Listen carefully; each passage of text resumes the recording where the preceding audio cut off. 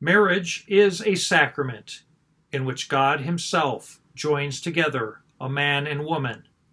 But how does this union of man and woman come to be?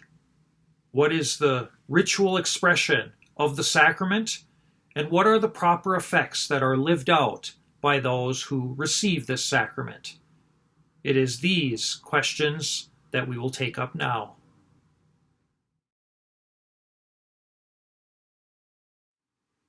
In the last installment, we looked at how God Himself is the one who is at work in the sacrament of marriage. What God Himself joins together, no human being may put asunder. Well, how is it that God's work is effected in the rite of marriage? It is here that we want to look at the very particular and beautiful element of the marriage rite that we call the words of consent, or what we more familiarly call the vows.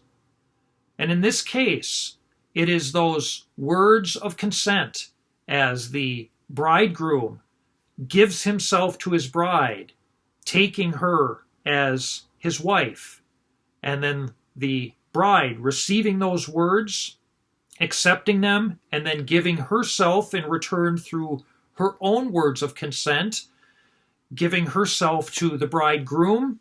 It is here that the work of God becomes visible as the two of them offer themselves to one another, blessed by God as they are, through their being disciples.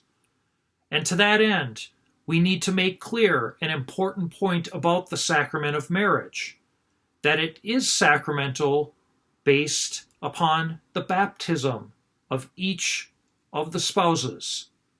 And accordingly, where there is one spouse or even both spouses, in the case of non-Catholic, non-Christian marriages, where one or neither are baptized, these are what the Church would call good and natural marriages, hearkening to the very plan of God in creation, but without the presence of the sacramental grace that is only able to be given to those who are baptized.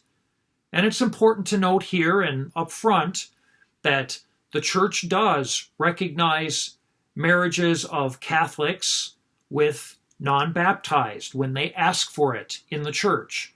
It's a situation in which we call disparity of cult, where you have a Christian marrying a non-Christian, and the Church does have a ritual by which such marriages can take place, where it's very similar to the sacramental rite, except that it acknowledges that it is a good and natural marriage, that the consent given is very much one wherein God Himself is at work, but because the one party is not yet baptized, the grace of the sacrament is not given in that moment in the way that it is to those who are baptized.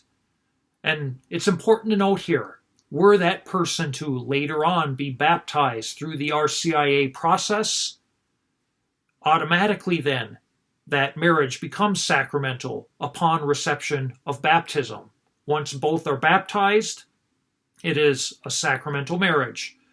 But on the other hand, it's also important to realize that in all of these cases, it is the couple themselves, the bridegroom and the bride, who are giving the sacrament to one another by giving themselves to one another. And it is God Himself who is at work in that consent. And this is why in our words of expressing the nature of what brings about a marriage, the Church says that it is consent that makes marriage. There are other elements, of course, to the rite of marriage. Most weddings, if not all, you will see the exchange of wedding rings. And likewise, the marriage rite contains a blessing over the couple, which is primarily geared towards the bride, but surely it is meant for both of them, called the Nuptial Blessing. And these elements of the rite, all of which are overseen, and in the case of the blessing, which is prayed by the clergyman that is present, whether it be a deacon, a priest, or a bishop, these elements are there to enhance and to more fully express what is taking place, but these are actually not the key elements to the sacrament.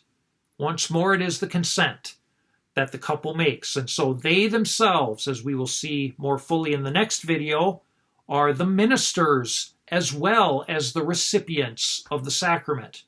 But as for the rite and the effects of marriage, as we are treating now, realize that it is these words of consent that form the heart of the rite.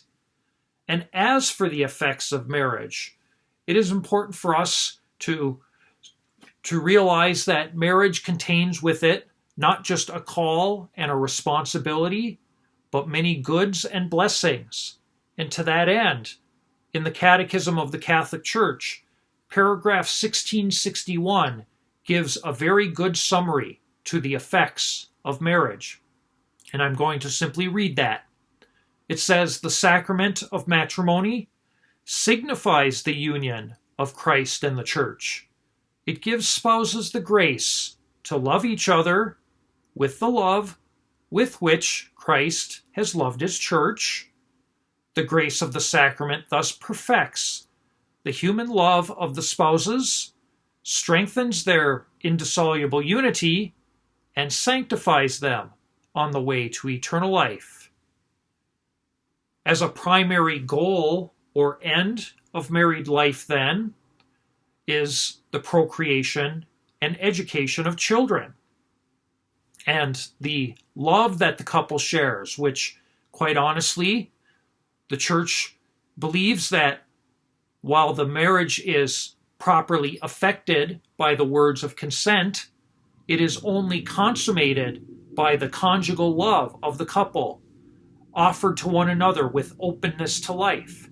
It is this which, in a real way, seals the bond, bringing them together literally as one flesh, and accordingly, a bond that, as Jesus himself teaches us, that no man can put asunder.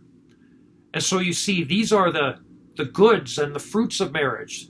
And in effect, couples are there to love one another so as to help each other grow in holiness, so as to bring about in their union and communion with one another a greater testimony to the love of God for the Church, and in their own stead to draw them closer to one another so as to be a living sign of such love that God has for us.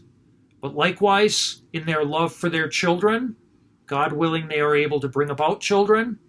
They, once more, become testimony of God's love, the new life that is brought about, and how they themselves witness to Christ as domestic church, the church of the home, where the truths of the faith are not only taught in word, but are lived out and practiced day in and day out, moment to moment, thus bringing about new disciples and drawing them into Christ and having them to be ready to go forth and serve the Lord, whether in their own marriages or, for that matter, in life of service through holy orders or in consecrated life and so forth. All of these fruits come from the very fundamental root of married life and married love.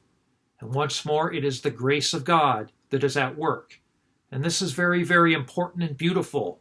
And one of the things that I think our society needs to hear right now is the fact that when we put our faith in God at work in really all things, but especially in such beautiful and fundamental realities as married life and married love, when we open ourselves to allow God to work, oh, how he can bring about such great things, how he can aid couples not just in their love for one another and in their being true to their daily lives, but how they themselves are lifted up to deeper relationship with God, greater desire for heaven, and truly being able to give witness to the whole world.